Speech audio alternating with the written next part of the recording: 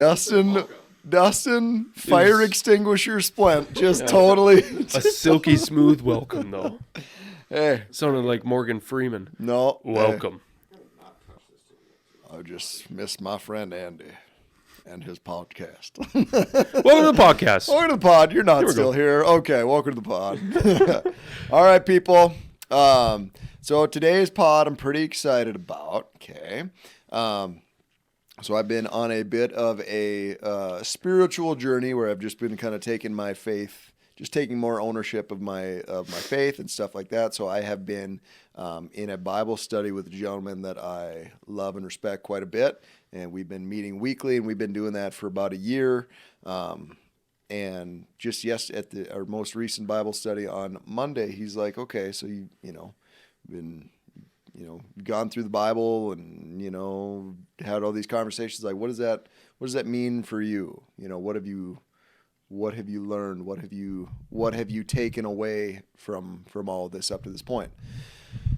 And so it was it was a good question. Like, I didn't have a great answer for him right away. But then anyway, throughout the conversation, we started talking about just like being a servant, having a true servant's heart, not even like servant leader, which is kind of like a buzzword, but just being like a true servant.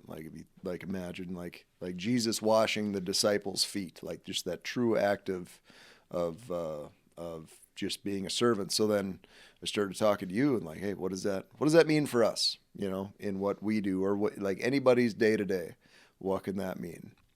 Fast forward. So what we did was the classic, let's just sit down and talk about it. And then Josh rambled for 30 minutes, and I was like, let's Google. Let's go to the Googler. Yeah, so what you won't find is a 30-minute podcast of me rambling on, talking like a fool. So we press pause from that. We're like, hey, maybe. We've got 5 steps, 5 topics, 5 things we can touch on for today's podcast. So thank you, Google. Thank you, Google. Number 1, honor others before yourself. Tell me what this means to you, Josh. Yeah, what that would mean to me is like, so it's not about you. It's not about me. So like when it comes to our team, like any type of success that I will have will be a byproduct of everyone else having their own success. So focusing on you, your success, you becoming the best version of you is what that means to me. So it's not about me, it's about you. Right.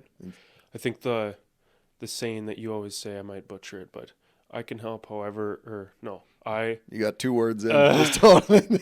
Don't give it to me. Let me get it. I can have whatever I want as long as I help enough people get what they want. More or less, yep. Absolutely. And it's true, and just having that external focus. How can I help somebody else? Yep. Okay. Number 2, inspire vision before setting the course. So that one's kind of tricky. I still haven't quite put that into perspective of what that means as far as being a servant. But from like all the other books on leadership and that I have read, a lot of just being a true leader of people is casting a compelling vision for other people. And I also think it could be like for yourself though. Mm-hmm. Like figuring out why you want to be a servant, why you do what you do, why you wake up in the morning, why you go to work, your big why you do everything. So obviously you can't serve other people without being motivated to do so. It's like kind of figuring out why you want to do it. A put your own oxygen mask on first scenario. Yeah. And that's true. And like Steve Jobs talks about that when he's like, you got to love what you do, or you got to have a strong enough why. And then they're like, what do you mean? He's like, because it's hard. Like being successful is hard. Leading other people is hard. And if you don't have a strong enough reason to do it, you're going to quit because you're normal. Why wouldn't you quit if it's hard and it sucks? So you got to have a strong enough reason, belief, why to do something. So when I just thinking back to that conference I went to, like a lot of people think their big why is money, but really it's what the money would make you feel. Mm-hmm. So like it's like, oh, I would feel happy if I had all of this money. So it's like, okay, so you don't want the money, you just want to feel happy. So that could be your big why, or maybe it's love or family or whatever it is. But knowing why you're doing what you're doing is important. 100%. Next one, number 3, choose ethics before profit. I feel like this is big for us in real estate. Yeah, I don't know. Like there's so many times, like for us in real estate specifically, there's so many times where like little things can happen, and it's like, well, someone's got to fix this, or like here's I can't even think of an example. Well, we've done it before where it's like, we got a vacant house listed, and then we go and the grass is 3 feet tall, right? So then we had the opportunity where we could have called the seller and been like, hey, your grass is outrageous. You need to call somebody and get them over here and whatever. But like, we're like, no, we can mow the yard. Yeah. You know? I feel like it's just understanding that there's a human on the other side of it. So like, obviously everyone wants to profit in their business or whatever they do, but if that's your main goal, you're doing it all wrong. Your priority should be the people and like building relationships and loving on people and doing the right thing, and then the profit will just come. Yeah, and then the byproduct of that, like all that does is just buy goodwill for you, right? Yeah. Now all of a sudden there's a problem, and now you can do the blame game thing, be like, well, it's not my fault, that's not my problem, whatever. Or you can fix it, and like, who's going to get the referral out of that when that seller now needs to buy or sell a house in the future? Right. Right. So that's a great example of just like, we did the right thing. Just there's a human on the other side that we want to help out with. It wasn't for more money or anything like that, but then later down the road, I'm sure that would help us be more profitable, but that wasn't our goal of doing it. We also got some fire social media out of that day. We did. Yeah. And then too, this one, so number 4, empower others before personal gain. And this is like, I was just at a mastermind with some other guys right before this, and we were talking about just that. They're like, what fires you, like talking to me, like what fires you up more than anything? It's like being able to empower somebody else to just live their best life, or be just you know what I mean? And, well, because when I saw this, I was like, oh, that's Josh. Like, that's his whole thing. Spread joy, empower others. Like, can you find a way to put into words why that's so important to you, or why you want to do that so badly? I don't know. No, I mean, it's like, it's just rewarding, because no matter what, like real estate, again, everybody has, everybody's year one in real estate. I want to make $100,000, whatever, or, usually it's that number, right? And then, okay, well, you do. And then it's like, are you any more or less happy? Well, maybe I want to make this. And like, it's always that moving target, but like what just, well, again, looking back, but like in the final analysis, like what's important, like, and this is how I've kind of came to that: spread joy and empower other people. Like, okay, I'm dead now and it's my funeral. What do I want people to say? You know, Josh made me believe in myself. Josh made me laugh, made me smile. He believed in me before I believed in myself. And now, because I was like a little chapter in their book, like this is, and like that's pretty cool. And I can't think of like a better testament, like in the final analysis, because a lot of people die with a lot of money that are miserable pricks. That's not what you talk about at the funeral, though. No, you don't talk about how much money they made. Nobody cares. Nobody cares. Yeah, exactly. Nobody cares. And the family doesn't care either. No. So once I kind of came to that realization, and then you see it, and then it becomes addicting. Like seeing how you could be a small part in like other people living their best life. It's cool, and you're my favorite example of that.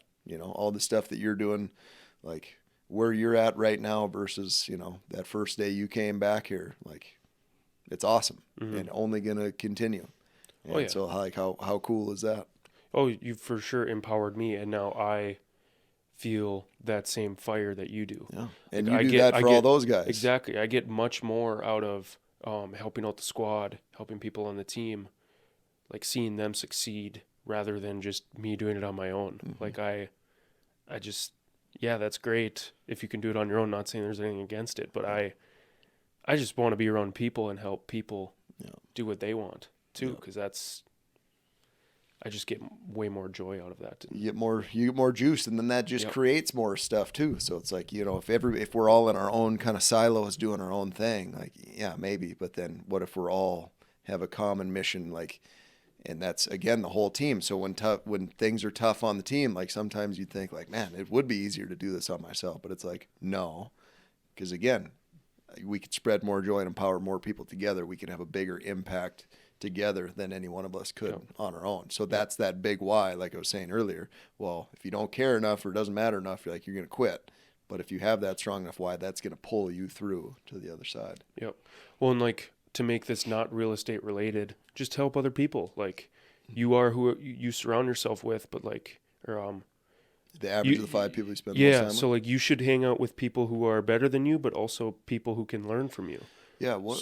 What were we just, were we listening to something like that together where it's like, like 30, like you should be hanging out with a handful of people, where you want to be, like 33% where you want to be, 30% where you were, and 30% of where you are. Yeah. 33.333. Something like that. But yeah, I mean, help. Mm-hmm. You like, if you want to get better, understand that people will look at you and also want to get better at whatever it is in life that you want to do. And then, that helps you improve. Like anytime you want to get better at something, like teach it. Oh, for sure. And then all of a sudden, Yeah. I feel like it was in like 3rd grade. My teacher told me like, the only thing that matters in life is how many people show up to your funeral. Yeah. So like how many people can you like affect in your life is really what matters. So I always say something along those lines too. Like a packed church is that's a sign of a life well lived. Right. Yeah. Yep. Because again, like, okay, did you have a nice house? Did you have a nice boat? Whatever. It's like, nobody cares. Right. How did he make you feel? Yeah. This guy had a freaking gold jet ski with spinning rims. That would probably be cool. That would probably get brought up. That would probably get brought up. Like, hey, he was kind of a prick, but dude, did you see his gold jet ski? Yeah. And then this last one too is good. And this one is pretty convicting, like for me personally. It's like serve with humility, like having that just a humble, because like in what we do, it's so easy to like pound your chest, be like, hey, look at how great we are, look at what we did, and part of it is like marketing, because you want people to know, like, hey, we're not just like, we actually do what we say we're gonna do, and yet, just if. Like I was also talking to Andrew about like meekness and what that means, because there's like fruits of the spirit, like, and joy, peace, temperance, and then one of them was like meekness. Like, what is meekness? And he's like, it doesn't have to be like pounding your chest, like look at me, look at how great I am. But it could doesn't mean that you're weak. It just means you have your stuff together, but you're not. You're just humble, knowing that it's not about you, basically. And I think that's something to, I don't know. It's just, it hit me square in the face, because we often want to talk about how great we are, again, from marketing standpoint, because we are in a very competitive industry, and we want people to know, like, hey, we actually do this. Like, we are really good at this. But how do you do that without? Yeah, it's tough. Could you imagine putting an advertisement out and being like, I'm doing my best. Yeah. Oh, we're doing okay. We're plugging along, So it's like, but yeah, and that's why part of you want to talk about it, because talking about, and I brought this up in the mastermind that I was in too, because this is very much on my mind. Like, how can we in business and in our lives be more, just more servant minded more than anything. But yeah, just having that humility, knowing that, yes, you're confident in what you do. You control the things you can control to do well. And yet, like, it's not just you, and there's more to it, I guess. Yeah. So what can you think of that would help you, like, get into that mindset? Like, what could someone do to be more humble or more grateful? I would say I guess like what you focus on expands, right? So focusing on all the things you have to be grateful for just puts you in the right headspace, and then maybe just having that lens, like how can I best serve today, and just starting out your day like that, and in a way of like prayer or meditation or whatever, but like how can I be a blessing? How can I serve other people today? And then again, it takes you out of that like ego me phase or mindset and puts you into like how can I help somebody? And it doesn't have to be, I'm certain it doesn't have to be like this big grandiose thing. It's like hold the door for somebody. Like you get a call from a telemarketer. Like don't like just be kind. You know what I mean? Or any number of things like that. Like you get cut off in traffic, like just give them a wave or whatever. I don't know. I just found out Dustin gives him if he gets cut off, just thumbs up and a smile. He's not going to give you what you want. You want him. You want, yeah. Good for you. That would drive me insane. They give you a lot of confusion, though. They expect a finger, and they get one. Dustin Splint is a contrarian by nature, and I absolutely love that. But yeah, what if you? And it could be something different for everybody. But like, what if you just, focused on how can I serve others today? How can I make someone else's life better? I don't know. Still very much on the journey myself, but it's but that was the takeaway. So we're talking about what does biblical living mean to you in your personal life, your business, and a lot of it just comes down to being a humble servant. And so that's what we're gonna continue to work towards. Heck yeah. If you're just starting this podcast now, you don't have to listen to it. All we said was just be good to other people. Be a nice guy. Be a good guy. Be a good buddy. Make somebody smile. That's what I tell my kids when I drop them off. All right, Jeb. All right, Boatman. Be a good buddy. Make somebody smile. Heck yeah. All right, L Bell. Be a good buddy. Make somebody smile. So do it. You know what I mean? That's sweet. Heck yeah. Cool, man. Watch for deer. Shake your bug. Hey, thanks so much for watching. If you like that, I know you're going to like this one right here. Like, subscribe, do all the things. Watch for deer and shake your bug.